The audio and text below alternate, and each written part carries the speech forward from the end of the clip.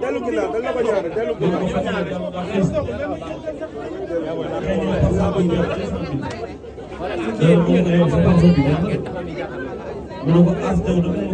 voilà bu ngeen yàqal kenn. dana ko as jaay sa kam dana waaye as moom la jox.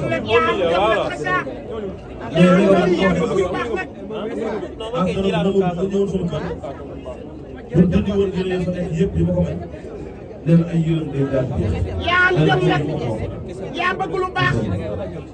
sànni ci taal waaye ko sànni ci kaw mbokk ndeyam Omar Sow bi nga màggee baax tabarkàlla macha allah fexe nga baax kàddu nga bokk ba kenn gàddu la nga màgg baax am jom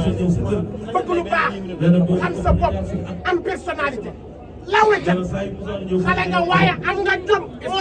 Ismaïla nee ko waaw bi ngay jógee Ndar di ñëw Dakar waaw yore yaa dikkoon waaw waaye bi nga sottee law la teg dama ne laaw la teg laaw la teg mbokk lay mu gàtt la teg waaw kay laaw la teg yal na yàlla guddal sa fan yal na yàlla guddal sa fan yàlla bay la sa soxna laaw la teg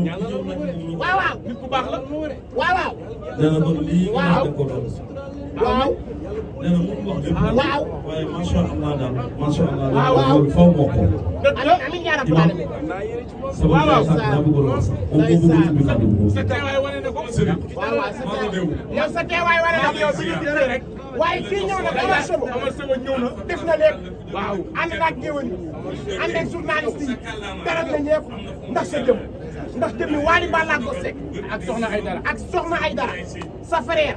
sa xarit sa lépp def na lépp. yow boo wootee ci dëkk bii. waaw te nit ñu baax ñi ñëwuñu. waaw journaliste yi ñëwuñu. waaw kon yow ba nga jugee Ndar. waaw la nga wut si woon Dakar sottiwul. waaw waaye bi nga jugee Ndar ñëw Dakar. waaw la nga wut si woon daa sotti. waaw ndax sa jom. waaw sa man lu baax. waaw sa gëm sa bopp. waaw sa nangoo liggéey. waaw bi nga yegg si yaa fa indi sa bopp. waaw kay ñun kenn indi wunu yaanu indi. ñun kenn indi wunu yaanu indi. te yow kat dama am ak yow relation yu particulière. waaw kay relation image. suñu diggante ak yow xam nga ko ñun xam nañu ko. yàlla xam na ko daa ko wuyu ñun kenn indi wunu yaanu indi. kenn indi wunu yow boo nu dégloo rek baax na. waaw yow mi borom bis bi xësa. waaw boo nu dégloo rek doy na. waaw këru yaanu indi. yaanu indi xale nga waaye am nga jom. waaw dëgg la du bu ndey ak baay. waaw bu laaj fayda borom jiitu nga leen sànni karawaas daal leen jël bu dootu ñun. waaw Ismaïla mayagul rek may na ma mayagul rek Ismaïla li jënd sa bopp.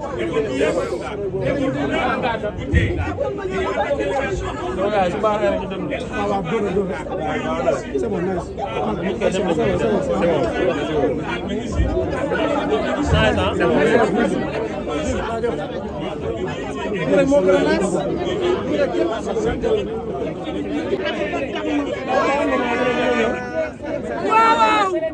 sagara bu baax baa ngi sagara bi la bëgg sagara bi la yëg moo ma yabaloon sa yaay sant maay sa jawelu jabar xasa sagara bi la bëgg sagara bi la yëg yëkkati ay kàddu wax ko ci yow sagara bi la bëgg mi ngi ni taxaw yaay ndaya soo ngi moo ma yóbbu woon ndax sa baax ak sa jikko sa jawelu jabar lay nuyu xasa loxo bi xasa ba may daañ ba dani ma boo demee nga ni xasa jëkkëru jëkkante la ba dugg ma ko bëgg ak yëpp ma ko wax ba may daañ ba sa yaay loolu la ma wax ni ma boo demee nga ni yaayu xasa yaa ma ko wax ni ma neen yaayu xasa may naa ko sama doom ndax yaayu xasa barkalla masha Allah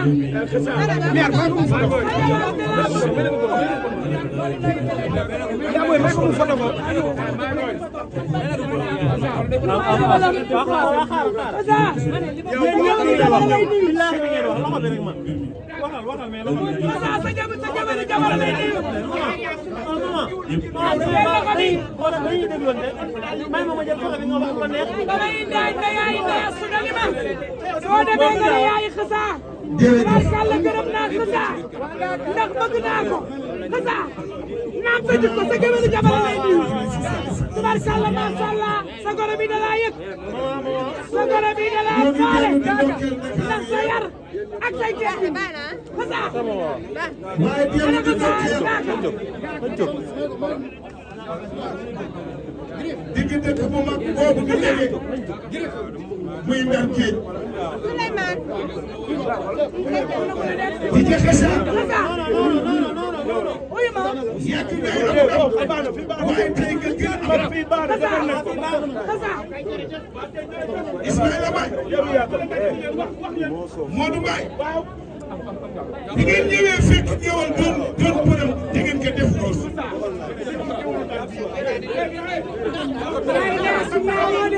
di je Xassa li ma la bëgg wax mooy sécurité bàyyi leen ko mu taxaw wax ak waa Ndar waaw waay yow kenn daa ko li nga war a seet waaye walaay seet maa ngi nii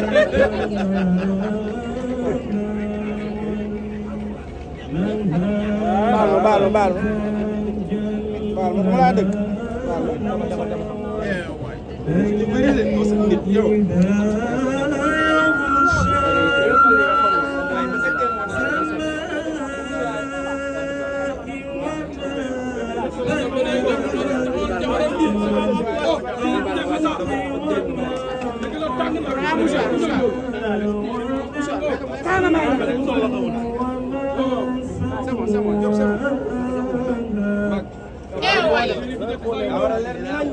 daa war a leer ni nañ Ndakam sa ginnaaw foofa sa ginnaaw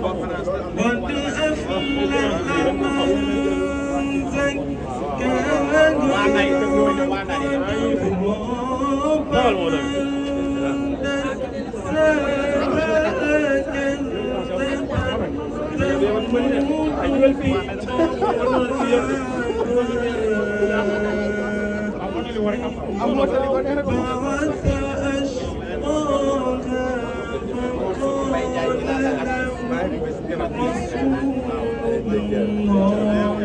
kéem Ngaka aka nga nangoo liggéey bari jom bari personnalité dama ko ñamaloon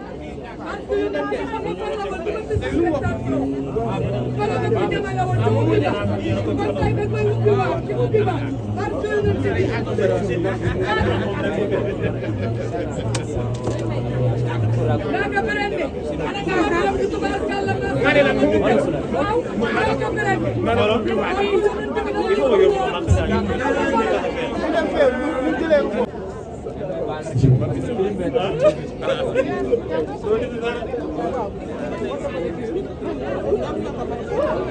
tàng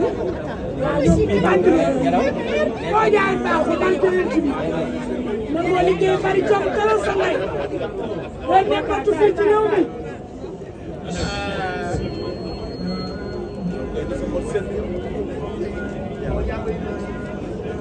mais man Ngaka xanaa yaay foo marié bi waa Ndar dañu ne waaw am nga jël leen waa Ndar la nga ci de waa Ndar def seen lépp nii waaw waaw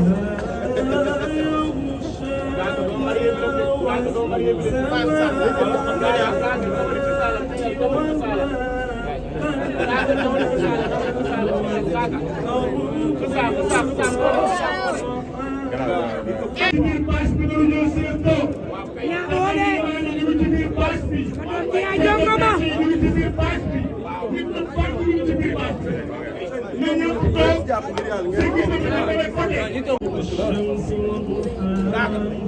li nga war a seet waaye walaay seet maa ngi nii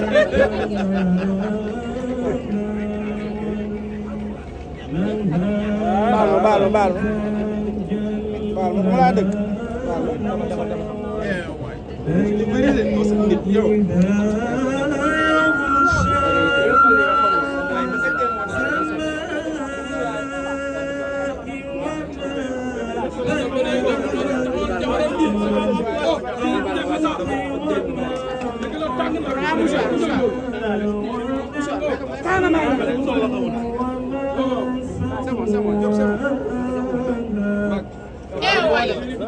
baal daa war a leer nañ. Ndakam sa ginnaaw foofa sa ginnaaw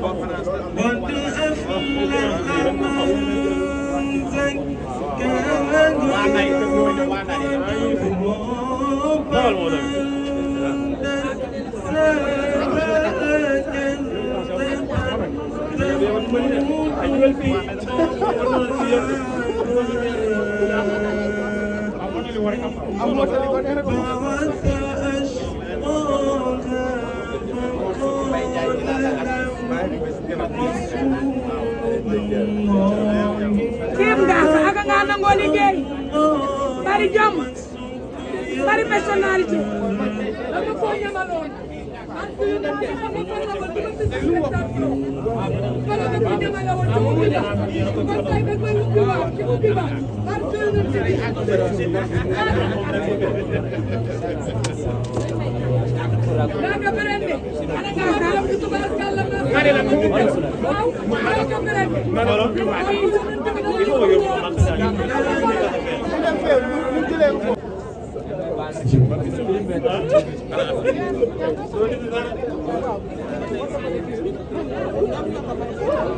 tàng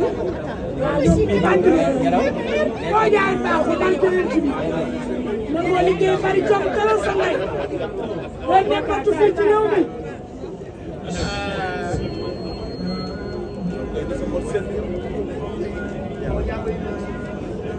mais man Ngaaka xanaa yaay foo ma yéen. waa Ndar de dangay jàngaat waa Ndar la kay léegi de waa Ndar de seen lépp nii waaw waaw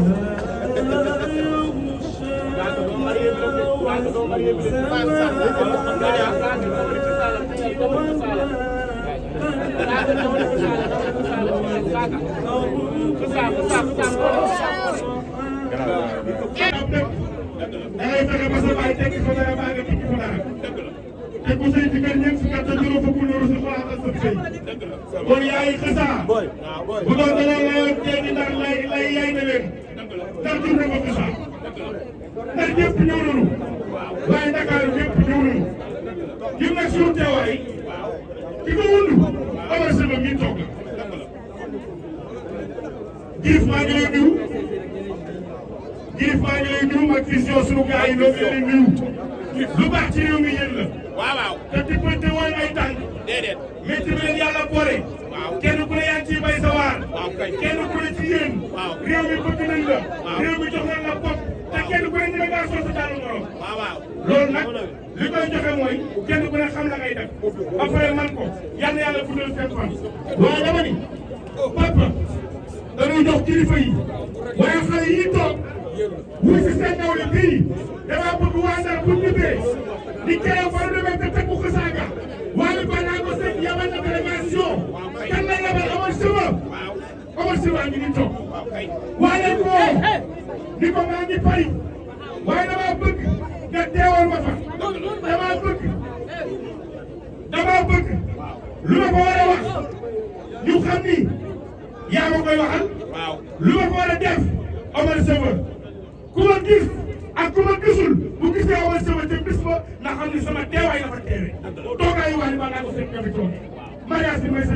digga maar waaye dama ko nga jëndoo waaye Ismaïla waaye na Modou Baye waaw la l'international dafa ñëw waaw mi ngi toog waaw di Ngaaka Blindé ndax doonatoo mi portugais dans ce pays dañ leen di jox waaye ay xaritu ko saa dañoo ñëw vraiment. Ngaaka Blindé jërëjëf Kassar kontaan na di ñaan yal na yàlla guddal sa fan ndax lii nga def yombul yal na yàlla guddal sa fan Kassar kontaan na ay mbokkam kontaan na Omar Kassar kontaan na nii nga ko defal yombul yal na yàlla guddal sa fan. imaam nee na ñëpp déglu ko toog bu ko defee ñu tàmbali waxtaan bi ñëpp déglu ndax ñoom seen i kàddu la ñuy déglu bi yëpp macha allah. nee na képp koo xam ne kat yi moo la fi indi nee na nga ne tekk te déglu ñi tëgg bongo yi si ginnaaw nee na nga arrêté bongo yi nee na li ñuy wax yàggul nee na bëgg na fekk bëgg leen na fekk fa ngeen nekk di leen wax ne leen da ngeen arrêté bongo yi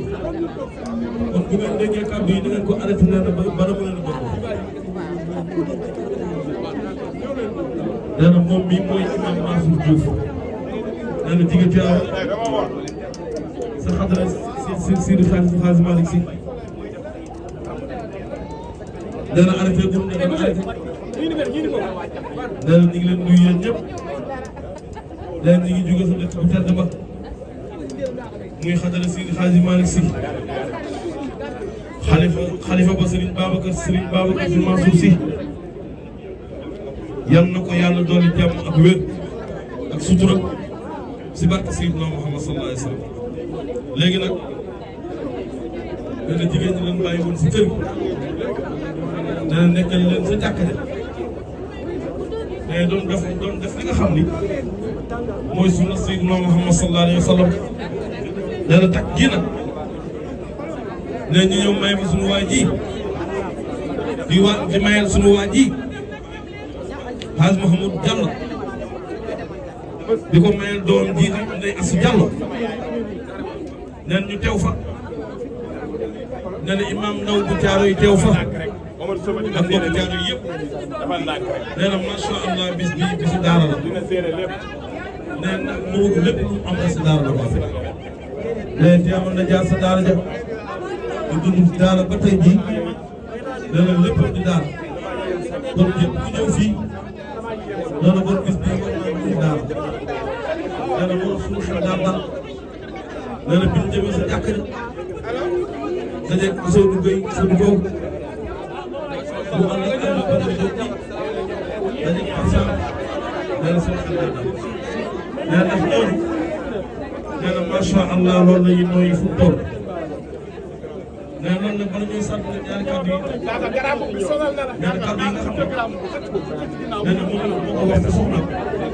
ak si doom ak si ay bokkam nee na kon ñu ngi gàttal nee na moo tax ñu doon nee na képp ku bëgg ëllëg alxuraan am la alxuraan am la nee na ñu ngi jàll ñaari baatu alxuraan ñëw nga ko doom tey ñëw nga si nit oh coppe coppe yow foo jaar xale bi ndax xale bi jàll bi seen kër bi bu teew mooy jaar jël nee na moom lañ bëgg ñu dikkal ñu si ñaari baatu alxuraan moom jàll bismillah kon bu ko defee ne ñëpp teew bismillah boo jaay soba rek baaxul. ci biir bâche bi doon ñëw si leen toog. ñaa doole. ñu ngi ci biir bâche bi. ma doon ci yaa jongo ma. ñu ngi ci biir bâche bi. nit ñi bàq ñu ngi ci biir bâche bi. ñun ñëpp toog. sëñ bi dafa damay fote. fay bi bu ni. Omar Sogo. jërëjëf. sa taxawaay ci réew mi. sa jëf ci réew mi. rek la baax di jëy. te xasaat bi mu màggee baax daal fexe ba am Sénégal fa tabaarakallaahu ngàkk bi leen léegi doon di dugg si ci biir baas di ascoor di nit ku baax. On a assez vécu ci expérience ci wàllu tournage et tout mais depuis mu ñëw il a toujours été égal à lui-même jox ñu cër jox ñu donc vraiment jox ñu cër di am lu muy dund ak ñun ci kersa ci respect et tout ce qui fait que bu dul dara bu xewle ñun suñu wareef mooy ñëw teew bi ci des nag mooy une relation personnelle bu ma am ak moom parce que jour bi ma njëkkee ñëw ñu ne ko yow diw mooy sa papa ci film bi tout de suite daf ma woo ni ma mënoo imaginer mbégte bi ma am pour yow nga nekk suma papa dans ce film yàlla dafa dogal li ma doon wax yëpp ci mbégte boobu tey laa koy soo gis parce que je viens de rencontrer son vrai père et ma nuyu ko mu nuyu ma ñu xoolante mu ne ma yow yaay papa yi Kheucha ma ne ko mais man maay papa yi Kheucha ma dégg wax ji mu ne ma billaay bi nga nekkee papaam dama ne kii nekk papaam ci film bi non seulement man ak moom dañu am ay traits mais dañu tolloo ci âge mais xam naa ne ils vont faire benn couple bu nice en fait et c'est ce qui s'est passé donc depuis lors ci kersa ci respect ci lépp Kheucha mi ngi taxaw di ko seq ak ñun donc tey on ne peut que se réjouir daal vraiment loolu moo tax ñu tey. alors tey boo amoon benn conseil bi nga xamee ni moom nga koy jox en tant que père. parce que dégg nga léegi si papaam lu mu wax yow papaam nga moom papaam la ban conseil lay doon mu nekk li nga xam ne moo nekk jeune marié. mais mu góorgóorlu bañ a déglu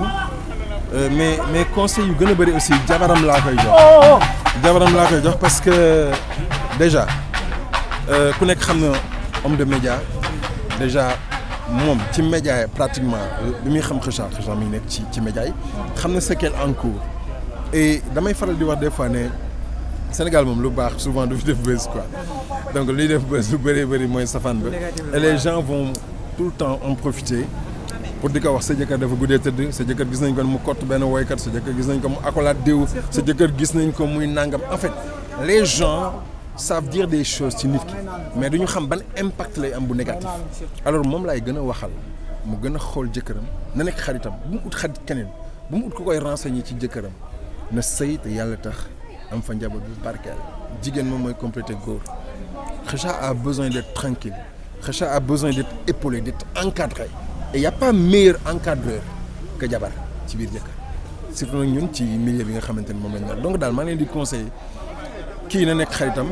moom na kii nekk xaritam c'est tout ñu bañ a déglu dara sëy te yàlla tax yàlla may leen jaboot barke. c'est difficile nga nekk nga xam ne moo nekk homme public ba pare di sëy koo xam ne maanaam moom tuddi homme public peut-être mu loo comprendre comme ni ko waxee léegi. yéen sax des fois peut-être mun na leen dal. comme ni ko waxee léegi conseil bi nga xam ne nii jox nga ko léegi balaa bu ñu paree foofu gis nañ si série bi. relation bi nga xam ne am nga ko Kheucha day mel ni wax nga ko sànq sa biir wax day mel ni yow yaa ko jur. alors loolu lan mooy indi maanaam. yàlla niveau boobu nga xam ne à chaque fois yaa ngi koy dégager ba léegi. yàlla la parce que yàlla mooy indi yëg-yëg ci sa diggante ak nit. pour te dire jour bi ñu njëkkee ñëw ñu jox ma texte jox ko texte ñu dugg pour la première fois sax mu wax ko xëy na au niveau de la réalisation amoon nañ beneen orientation bu ñu waroon jox série bi mais dama joué ak moom ba pare gars yi ne taxaw leen non on a envie de voir au Sénégal benn papa ak doom bu mel nii. c'est rare. et c'est ça qu'on avait montré. ce feeling là entre un père bu xaw a tolloo ak doom di wax ak moom est-ce que xam nga Sénégal les parents ne parlent pas d'éducation sexuelle à leurs enfants. Il y a des tabous. alors qu'il y a des choses pour man boo ko waxee ak sa doom ngeen seq ko ça mën na jur lu nice jour boobu loolu la gars yi gis ne non on va orienter la chose vers ça. mais cette relation au début nekkoon noonu. c'était même pas ça. donc après nag bon les gens ñi koy bind ay kàngam lañu duñu ay jaayil les gens écrivent bien ils ont vu que ne lii nii mën na neex Sénégal yi mën na sori yàlla xam ne jour boobu la ñu pare man ak moom dañu pare séquence bi ñu tëju li ñu fa waxante nag du ma ko wax. waaw yàlla xam na ko pare nañ ñu tëju toog man ak moom billaay wallaay durant quelques minutes ñu échanger lu bëri beneen bi ñu mujjee tourné ba ma mbéj ko dama ko mbéj ba pare tourné di jooy kottante ak moom parce que j'ai pas envie de lui faire mal j'ai envie d'éduquer j'ai envie de corriger une incorrection parce que tamit il a mal parlé te je voulais montrer à toutes ces personnes qui ne savent pas parler à leur père que lii bu ñu ko defee dañu leen war a corriger je l'ai corrigé mais père mbéj nga ma ne ko billaay wallaay mosuma mbéjee nit mbéj bu ma méttee ñu ma mbéj parce que moom dafa dem ba dafa dund sama xol Kheucha dafa bokk si man te billaay mosuma ko considérer comme ku mu jurul daal donc ça se passe bien day ñëw fekk ma taxaw mu door ma père xoolal li may xeeñ ma ne ko anamu mi ngi ci oto bi dama jox la billaay wallaay daf may may ay parfum daf may may parfum léeg-léeg ma ñëw mën a père sa oto am na essence ma ne ko booy sama essence da cher de ne ma waxal rek ba bu fekkoon ma def plein sax dama ne ko non essence bi dem alors donc sant yàlla quoi est-ce que du maanaam dafa xawoon drogue yow si jeu d'acting ba nga nekkee li nga xam ne moom moo nekk peut-être jeune wala ba nga gën a nekk jeune parce que gisoon nañ koo xam ne peut-être ku waane woon mais ni Kheucha ku xale jigéenu solo woon mais ni Kheucha voilà waaw nee ma da nga waane woon nag garaaw waaw mais xam nga feeling la rek des fois aussi loolu dépassé nañ ko ñun ñu ngi nekk si benn affaire ñoom ñoo toll ci loolu donc il faut ñu uti ko quoi et puis un personnage dañ koy orienter déjà vers quelque chose parce que nit ki mooy jëmmal personnage am xam nga ci théâtre dafa am lu may faral di wax saa su nekk mooy un comédien et un acteur l'acteur c'est celui qui amène le personnage à lui alors le comédien va vers le personnage loolu nag c'est très technique quoi li may wax nii mais bu fekkee Kheucha dafa nekk benn animateur bu am feeling donc boo ko joué loo nga indi ko leneen loo xamante ni da koy dénaturer da nga koy sonal donc li Tafa Gueye doon wax rek ci bëre mu ne moom mbër doo am qualité mu la koy yàqal donc Kheucha il a ce feeling xale la toll na ci âge bi pour def loolu mu bëgg a def mais da nga koy yokkal après nag nga jubanti ko je pense que c'est ce que la réalisation est en train de faire et toute l'équipe technique je les remercie pour tout le travail qu'ils font pour lui et pour nous tous en tout cas daal mariage am bi man li may wax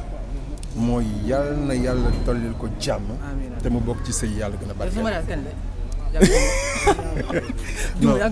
non mariage ak kii nu mu tudd non Juma mooy voilà c'est ça ak Dieynaba Tall Dieynaba nag ma wax leen benn affaire de bu ngeen bëggee dégg série bi dem ba ci digg li ah nga dégg ñu naan Sopé mi ngi xeex ak réalisateur bi ak mi ngi xeex ak production nañ ma bañ a may ndaw si yéen ñi koy filmer sax yéen damay ñëw d'accord gërëm la ko mu jël appartement ba pare gërëm la ko mu jël appartement bàyyi ko mais je voulais aussi vraiment féliciter ñoom réalisation bi ils sont en train de faire du bon boulot ku ne xam na ni am na niveau bu mu toll actuellement on n'a plus le droit de descendre donc ñun ñëpp ñu ngi téye mais ñoom franchement chapeau c'est une famille dans Bété Bété quand tu arrives da ngay jékki-jékki sa war a tourner sa montre nekk fële balaa ngay dem di ko jël kenn tekki montre am ci gars yi ñëw jox la xam nga naan gars yi mais lii kenn ñëw jox la c'est-à-dire que c'est une famille et je pense que réussite du film bi yëpp fi foofu la nekk en tout cas je vous remercie beaucoup les gars di ñaan yàlla na yàlla dolli seen jàmm jaajëf merci waaw léegi lëndëm